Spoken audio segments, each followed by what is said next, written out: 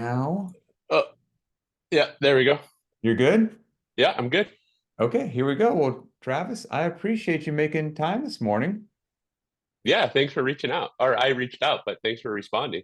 Yeah, of course. Uh, Well, and before we start this, well, this is, the series which I'm actually like really excited to do. You're the second one of these interviews that I've done, second or third, under the title of, Confessions of a Program Hopper, which is just so great because you know that it Yeah, exists, but you usually don't get to hear the story. So it's going to be great yeah, to dive into your journey a bit. But before that, I have to say you're in Coeur d'Alene, right?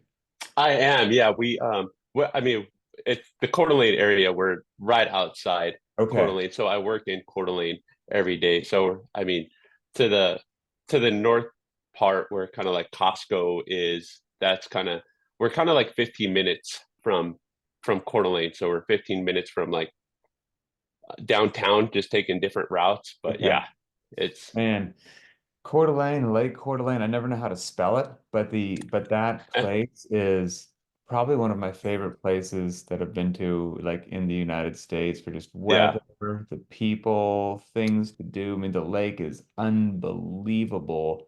If I can move yeah. there tomorrow, I'd move there in a heartbeat. Yeah, it's definitely a mouthful, even when I'm at work and I have to give our work address and I'm just like, oh, and it's Coeur d'Alene. They're like, what? And so it Yeah. just kind of, and I even have to spell it out too, because it's just like, how does it start? Does it start? I know there's a O and a U in there. And There's like an apostrophe somewhere, isn't there? yeah, except there's a capital A. I know it's kind of, it's weird, but I I would have to assume that over the last few years, there's been an influx of people moving to Coeur d'Alene. it is even in our area because we're in a town called Rathdrum, just right outside. And when we bought into that housing development, we're kind of like the last strip on that street, and but they've just plowed through more fields out there, and and kind of right in there's a park across the street from us where I do a lot of the workouts, which is super nice. But on the other side of that park, I call it they built like the Taj Mahal of apartment complexes over there. So Oh, really? Interesting. it's growing, and it's unfortunately Coeur d'Alene is just getting more and more expensive, so it's drawing people out into our area. Where, but even Mhm. our area is growing, and it's my wife and I always joke about, or not joke about, but we talk about like if we're kind of looking at housing development now, I was like, there's no way that we'd be able to afford where we're at right now. 100% agree. I'm in Washington State. We're a bit outside of Seattle, but like anything near Seattle, the housing prices are just almost Yeah, unimaginable for anybody trying to get in. yeah, And we got in where we are now, maybe about 7 years ago. And we say the same thing. Like if we had to buy our house today, I don't think we could pull it off. Like we just yeah. luckily did it 7 years ago. Like it's just Hmm. crazy how much has happened in that last 5 to 7 years. And with Coeur d'Alene, I mean, you just must know anybody that actually has a waterfront home on Oh Lake man, Coeur d'Alene is probably somebody you've seen in a movie, is a yeah, professional sports figure, owns a tech company or something yeah. like that. Yeah, we avoid downtown Coeur d'Alene during the summer. Like we just will not go down there. Absolutely not, nothing.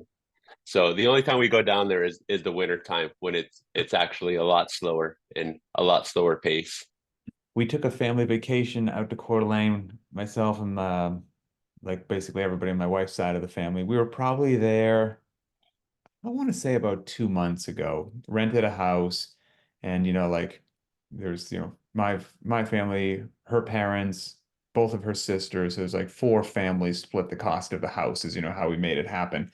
And yeah, we had a good time. And every day we'd walk into downtown Coeur d'Alene. There was, a bunch of like little good ice cream shops. I think I got my daughter an ice cream like 5 days in a row. So it's just, Yeah, there's I know that there's one, I think it's off of Sherman, but there's kind of another one up off of 4th Street. I forget what it's Panhandle ice cream or something like that. I almost feel It's like one it of my was the one on favorites. 4th Street. I think that was the one. I Yeah, we did. We don't ate know. our They have a coffee one, and I feel like if I go in there and if I don't get it, I'm going against myself. yeah, yeah, it's an ice cream, hey, it's all good. But you said you've got a park near your house and you work out a lot in the park? Yeah, so it's nice. It's just on one side of the park, I mean, it's like the swings for the kids, but the side that we kind of live across from is like all baseball parks. So whenever when it's nice outside and I'm able to do like I like to do when we have sprint intervals, I'll do them over Hmm. there. Oh, Um cool. so trying to get because I have an air runner too, but I try not to use that in the summer because Yeah, our days are limited of how many days we can train outside. So I try to push myself to go out there. So nice. And what was I going to say? And do you bring some dumbbells over to the park or you just use the I haven't gone that far yet. But when it's like it's if it's like body movement stuff, I'll go over there just to get outside, get in the air, Okay. Okay. Yeah, and then get some that's and awesome, then get man. stares from people over at the dog park of what I'm I was gonna say you're the crazy guy, then you'll be next level crazy when you start to bring kettlebells over there. I mean, Yeah, dumbbells over exactly. there. Yeah, absolutely. Yeah. There's a gentleman, Paul S., who lives over in Europe, and I swear that 90% of his workout videos he does them in like a park that's next to where he lives, like every Oh, day. okay. Yep. So he's established dominance in the park as the crazy fit Yeah. that goes there and just works. Like dumbbells Yeah. presses, he doesn't care at all. Yeah. I mean, I'm assuming just like everybody else, like I'm deemed the crazy guy who works out in his garage every day at 4. So 100%. they just know it's coming. And 100%.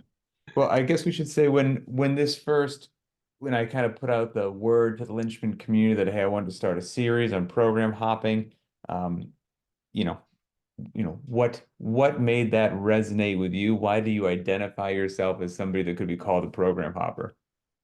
uh I guess I wouldn't I guess it's I mean, I know that the series is a program hopper, but I mean I popped in it out of Linchpin a couple times, but majority of the time, like I've always come back, right? Like if you love something, you'll always come back to That's what it. fascinates me. I think some people are scared to admit that anybody ever left a program. Like that's real life, man. Like Yeah. people come and Yeah. go for a multitude of reasons, Yeah. and I don't want to act like that doesn't happen. Like I'm always fascinated by, yes, the people who, because maybe depending on how many programs you've tried, you try something, you get used to it. You're like, ah, maybe the grass is greener somewhere else, and you go somewhere and you check it out, and but then when the Yeah. people come back, I'm like, that's actually really cool that they came back. And Yeah. so kind of maybe give us a little bit of, what's your fitness journey been like? So so we moved CrossFit for me started back in 2015. We're in Fresno, California, Okay. and we moved up to Medford, Oregon, because we just got fed up in California and um, we had to do something. So Mhm. we moved to Medford, and so we were there and looking around for some gyms, but some friends of mine in Fresno started CrossFit, and we were texting back and forth. He was like, "Man, I feel like you would really like this. Um, you should look for a couple of gyms."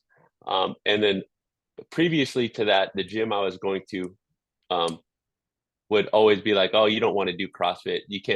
You won't be able to get fit." They have um, just simple workouts, super short workouts. You're not going to get fit. Like you need to be doing it. You need to be Interesting. doing these workouts. I was like, "Oh, okay, perfect, yeah." Um, and so when my friend mentioned it, I was like, "Well, if he's doing it, it's got to be because he's just not going to do anything that he's not into." Mm-hmm. So I reached out to it was CrossFit the Den in Medford, and as soon Sounds as I walked, familiar to me. it was ran by Austin Stack. Okay, You there you remember? go. Okay, gotcha. Yep, that's why. So he ran that affiliate while I was there, um, and so yeah, as soon as I walked in, man, I fell in love with the place and drank the Kool Aid ever since, and have been and not stuck with it. Yeah, been doing it ever since. So I started the journey in 2015 over in Medford, and then I think it was around 2017 we moved to Sandpoint, Idaho, where my wife's aunt and uncle live, and so they were the driving points for us to get us. They're trying to get the whole family to move up the Coeur d'Alene area. And so they were working on us. Even when we moved to Oregon, they just kept working on us to get Nice. move up here. Mostly my wife, just because she grew up in California, so she wasn't used to the snow Hmm. and everything. So I grew up in Montana, so I was like, I'm used to it. I can handle it. So it was convincing on her side. But once the convincing happened, it was a really fast process. So we moved up here, joined another little CrossFit gym up here in Sandpoint. Was there while our house was being built.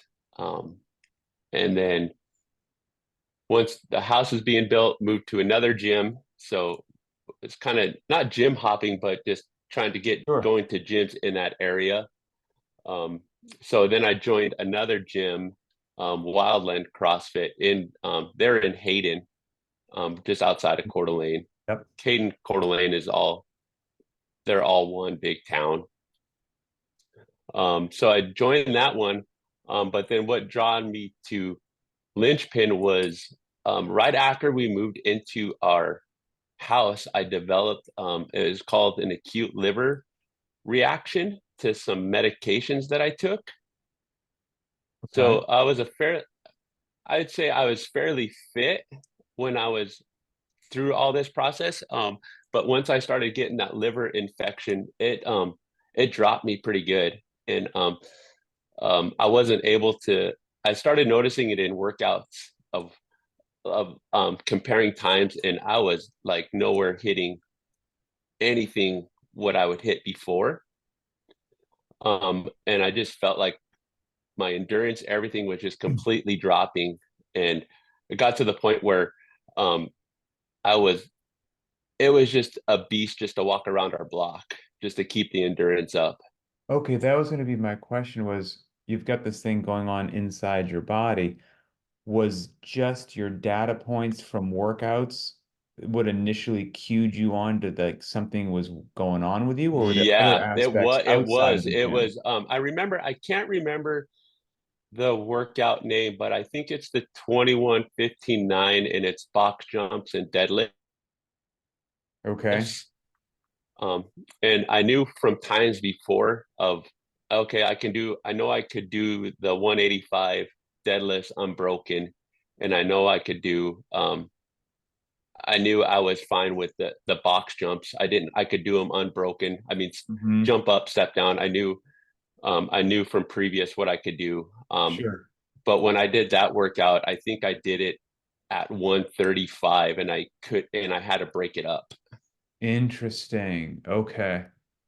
And it was the box jumps. I noticing the box jumps were step up or jump up, step down, take a couple deep breaths, jump back up, and it wasn't a fluid motion. And I was like, man, there's something really going on. Huh. And then I went and um, finally after a few weeks of all that, I finally went to the doctor and got some blood work, and they found out my liver enzymes were skyrocketed through the roof. So I was I was like put to the top of the list of every. I had to go. I was going through tests like every single day. It was like they're Wow. constantly calling me. They're like, you have to go do this test, do this test. So And and then so they through that eventually figured process, out what it then I was was. trying to they labeled it an acute liver reaction to some medication that I took. So it was almost a 3 month battle that I was going through it of not knowing. I mean, I was seeing a liver specialist, and they were monitoring me just to make sure I wasn't going jaundice because of the liver. Hmm. Um, so I was constantly having to go and getting checkups and blood work and every Wow. type of scan that I've never even heard of before, and I was getting them. So it was Dude. a bit scary time, and just trying, and that's when I started researching. I was like, well, I can't go to the gym, like, because I just Gotcha. can't even. And so I started looking around, and then that's when I started seeing a lot of back when you're posting the workouts just on Instagram. Mm-hmm. And I was like, hey, and it's it's always funny. It's like the simple workouts are always the deadliest ones, right? And I'm just like, oh. okay, I think I'd be able to do that one.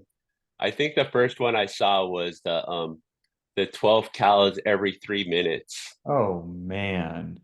And I was like, oh, okay, I should be able to do that one. And I think I hit the first one, and after that I was wrecked. I was like, yep, no, I'm not I can't hit that one.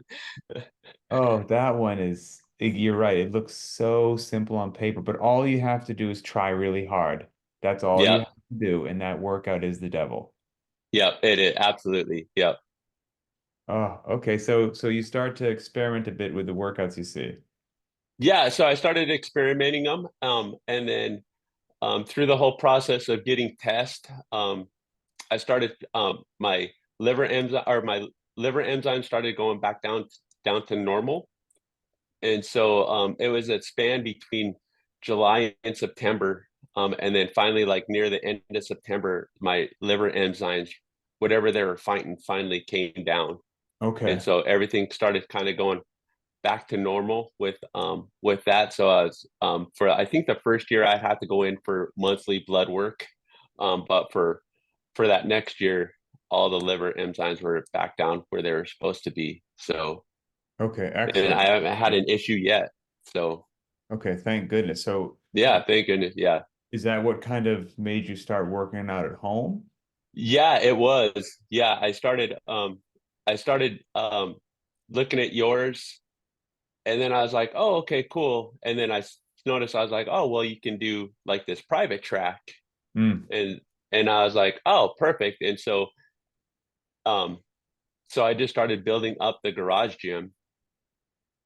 And then from there on out, it was just like, "All right, I'm going to do this. Like I'm not going to I made the decision of if I'm going to do this, I'm just going to go all in and do it and not go to a box and just buy as much buy equipment that I can and just keep hmm. adding on over the years." And so during that process, I went to got the my L1. I was like, if I want to do this, I want to do it Okay. right. So Wow. And around what time do you think that was that joined up with Linchpin?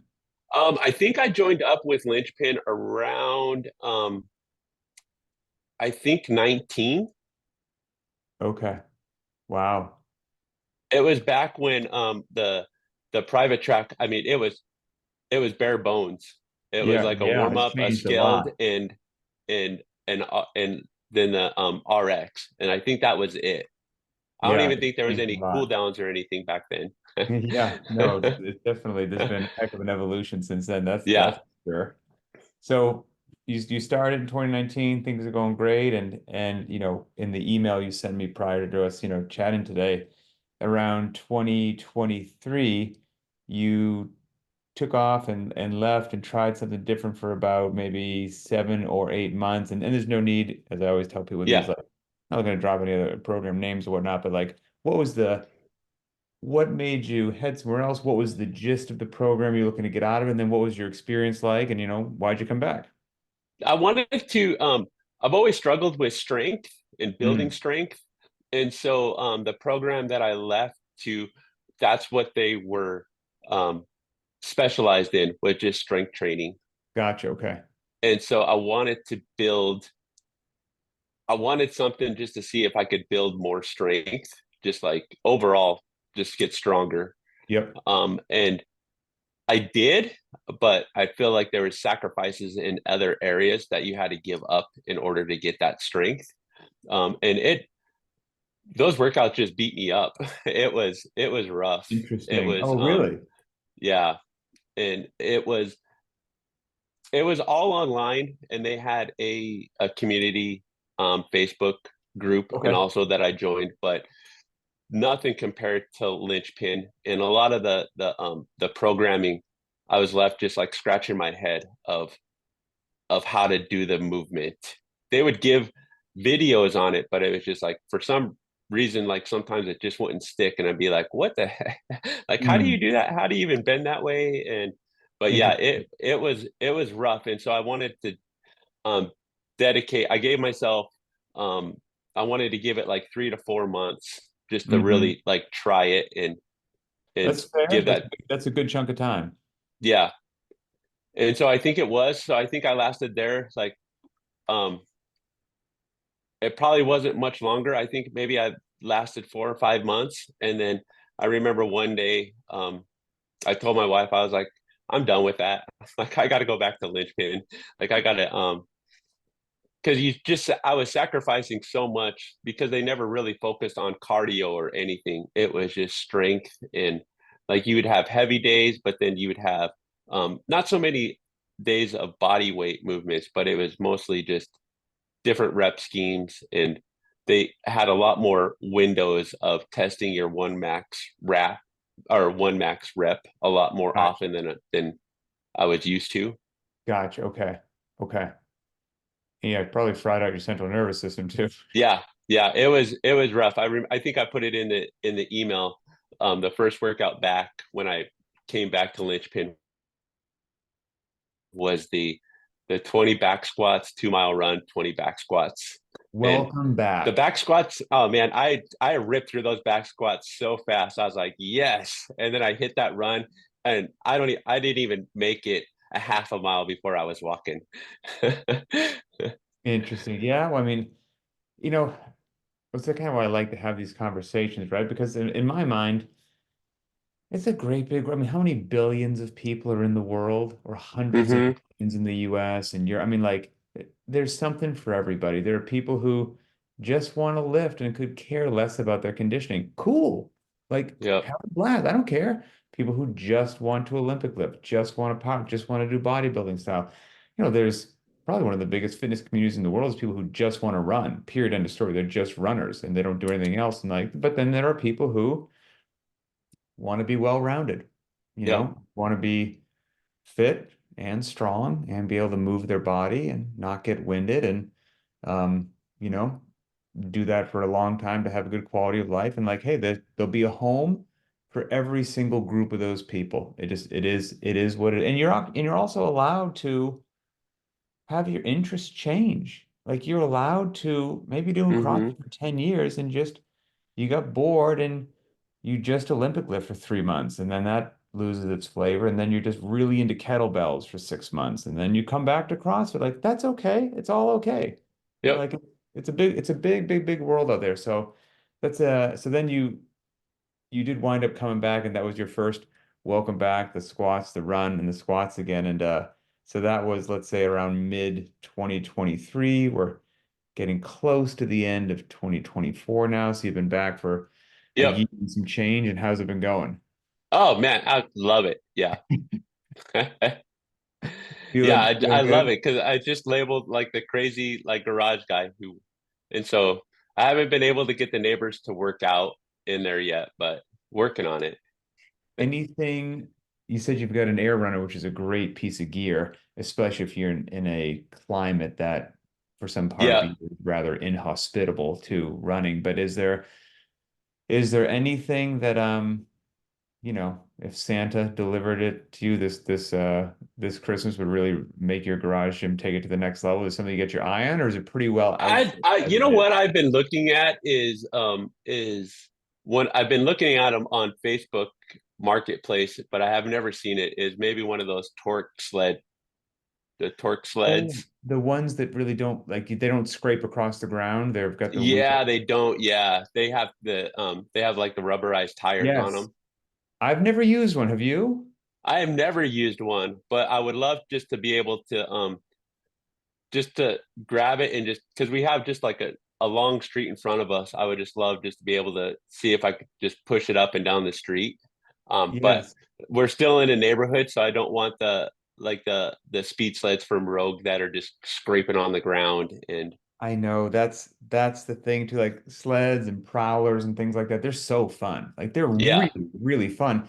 And I've got one in my garage that I really never break out because of that same reason, is because it's just like it's so fun, but it makes like this 130 decibel scraping sound on the car. yeah, And I'm like, I would be annoyed if my neighbor did that, so I don't want to be that yeah, neighbor. yeah. I think my neighbors are already annoyed enough that when I drop, I mean, I have silence pads that I have, so when I drop it from overhead, I drop it onto those pads. But they've been gracious to me.